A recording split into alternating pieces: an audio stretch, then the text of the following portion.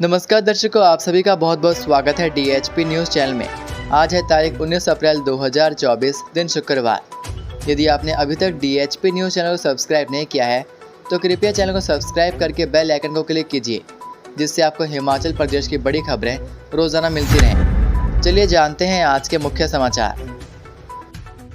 हिमाचल के लाहौल स्पीति में महसूस किए गए भूकंप के झटके, घरों से बाहर निकले लोग। हिमाचल प्रदेश के केलांग जिला लाहौल स्पीति में वीरवार रात करीब 8:53 पर भूकंप के झटके महसूस किए गए। भूकंप का केंद्र जम्मू और कश्मीर के किश्तवाड़ में था। भूकंप की तीव्रता 4 आंकी गई। धरती हिलने के बाद लोग अपने अपने घरों से बाहर निकल गए। हालांकि अभी तक कोई नुकसान की सूचना नहीं है। वहीं उपायुक्त लाहौल स्पीति राहुल कुमार ने कहा कि यदि आपके क्षेत्र के आसपास भूकंप के कारण कोई क्षति होती है तो इसकी सूचना 1077 पर दी जा सकती है। हिमाचल में कंगना रनौत का दिखा अनोखा अंदाज, प्रचार के दौरान ढाबे पर खुद बनाई चाय। राजनीति की डगर आसान नहीं होता है। इसका आभास मंडी संसदीय क्षेत्र से भाजपा प्रत्याशी कंगना रनौत को ग्राम पंचायत कुगती और पुलन के सफर के दौरान आभास होता नजर आया। यहां पर अमूमन 150 मीटर करीब का सफर प्रत्याशी को पैदल ही उबड़ खाबड़ रास्ते को पार कर करना पड़ा, जिससे कई बार तो कंगना रनौत की सांसें तक फूल गई।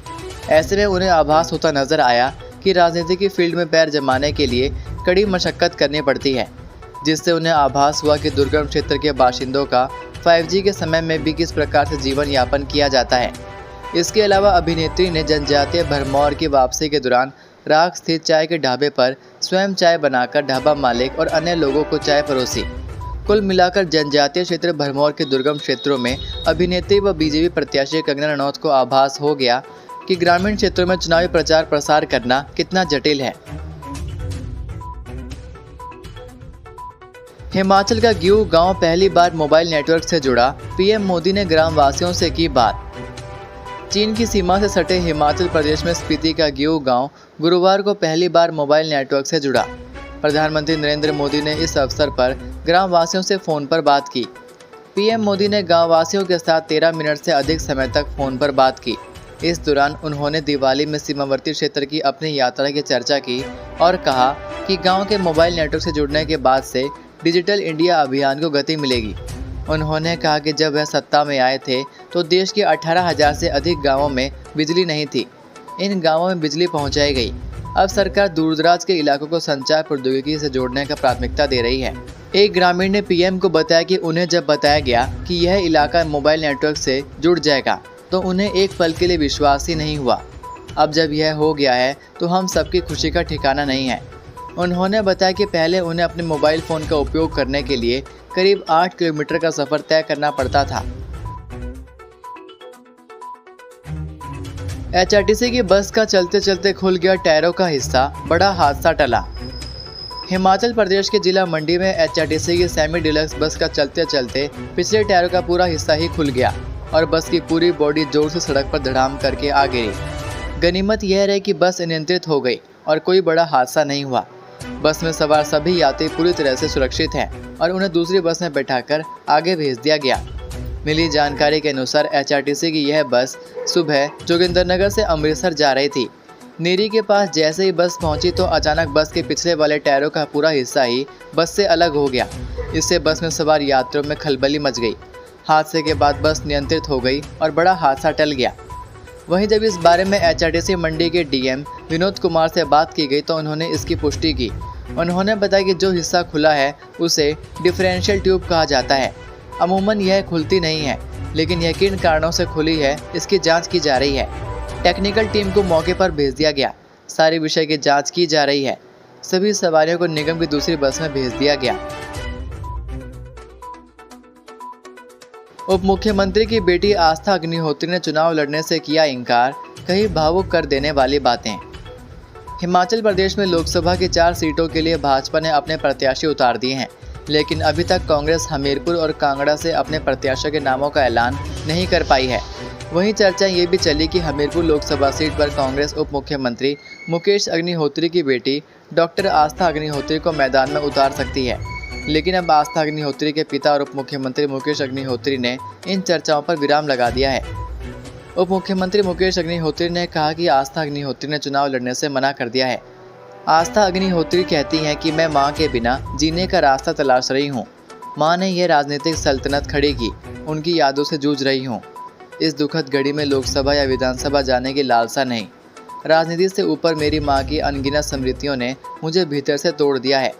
पापा भी बोल्ड फेस रख रहे हैं, लेकिन हकीकत मैं जानती हूँ। यह समय मां को श्रद्धा सुमन अर्पित करने का, चुनाव लड़ने का कतई भी नहीं है। इसलिए प्रस्ताव करने के लिए सभी का आभार।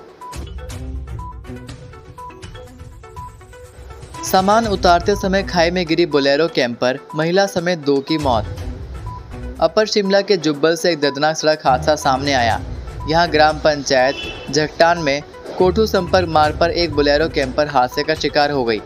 इसमें महिला और चालक की मौत हो गई, जबकि एक अन्य व्यक्ति गंभीर रूप से घायल हुआ। पुलिस से मिली जानकारी के मुताबिक हादसा शाम के समय पेश आया। बोलेरो कैंपर में महिला सहित कुल 3 लोग सवार थे। कोठू संपर्क मार्ग पर चालक ने बोलेरो कैंपर को रोका और इसमें रखी सीमेंट की बोरियां उतारने लगे। इसी दौरान बोलेरो कैंपर अनियंत्रित हुई और आगे गहरी खाई में जा गिरी। महिला व चालक भी बोलेरो कैंपर के साथ खाई में गिर गए। हादसे में दोनों ने दम तोड़ दिया। मृतकों की पहचान दिनेश कुमार उम्र 35 वर्षीय गांव झकटान तथा घामती देवी उम्र 52 वर्षीय गांव झकटान के रूप में हुई। हादसे में कपिल निवासी कोठू गंभीर रूप से घायल हुआ। कबड्डी प्रतियोगिता में बिलासपुर को हराकर फाइनल में पहुंची शिमला टीम। ITI नाहन में आयोजित 33वीं राज्य स्तरीय खेलकूद प्रतियोगिता में वीरवार को दूसरे दिन पुरुष वर्ग के विभिन्न मुकाबले हुए। कबड्डी प्रतियोगिता में बिलासपुर ने लाहौल स्पीति को 33-21 से हराया, जबकि शिमला ने बिलासपुर को हराकर फाइनल में प्रवेश किया। वहीं कबड्डी प्रतियोगिता के दूसरे मुकाबले में मंडी ने सिरमौर को 37-35 से हराया। बास्केटबॉल प्रतियोगिता में मंडी ने कांगड़ा को 51-27 से हराकर फाइनल में प्रवेश किया। बास्केटबॉल के दूसरे मुकाबले में बिलासपुर ने कुल्लू को 32-18 से हराया। वहीं बास्केटबॉल के तीसरे मुकाबले में हमीरपुर ने चंबा को 35-70 से हराकर फाइनल में प्रवेश किया। वॉलीबॉल के पहले मुकाबले में सोलन ने हमीरपुर को हराया, जबकि वॉलीबॉल के दूसरे मुकाबले में मंडी ने शिमला को हराया। लोक सेवा आयोग ने जारी किया सेट का शेड्यूल, इस दिन होगी परीक्षा। हिमाचल प्रदेश लोक सेवा आयोग की ओर से सेट यानी स्टेट एलिजिबिलिटी टेस्ट का शेड्यूल जारी कर दिया गया है। यह परीक्षा 28 अप्रैल को होगी। इसमें पहला पेपर 1 घंटे का होगा, जिसमें 11 से 12 बजे तक का समय दिया गया है। इसके लिए अभ्यर्थियों को 10 बजे परीक्षा केंद्र में रिपोर्ट करना होगा। इसके साथ ही दूसरा पेपर 2:30 बजे से 4:30 बजे तक होगा। यह परीक्षा 1.5 घंटे तक चलेगी। लोक सेवा आयोग के सचिव देवेंद्र कुमार रत्न ने बताया कि इसके लिए अभ्यर्थी ऑनलाइन वेबसाइट पर पूरा ब्यौरा चेक कर सकते हैं। एक बार परीक्षा केंद्र तय होने पर सेंटर चेंज नहीं किया जाएगा। आज का सुविचार, पछतावा अतीत नहीं बदल सकता और चिंता भविष्य नहीं सुधार सकती। इसलिए वर्तमान का आनंद लेना ही जीवन का सच्चा सुख है। तो ये थे आज के प्रदेश के मुख्य समाचार। उम्मीद करते हैं कि आपको ये वीडियो पसंद आई होगी। वीडियो पसंद आने पर वीडियो को लाइक और शेयर ज़रूर करें। अब मुलाकात होगी आपसे अगली वीडियो में। तब तक के लिए जय हिंद, जय भारत, जय हिमाचल।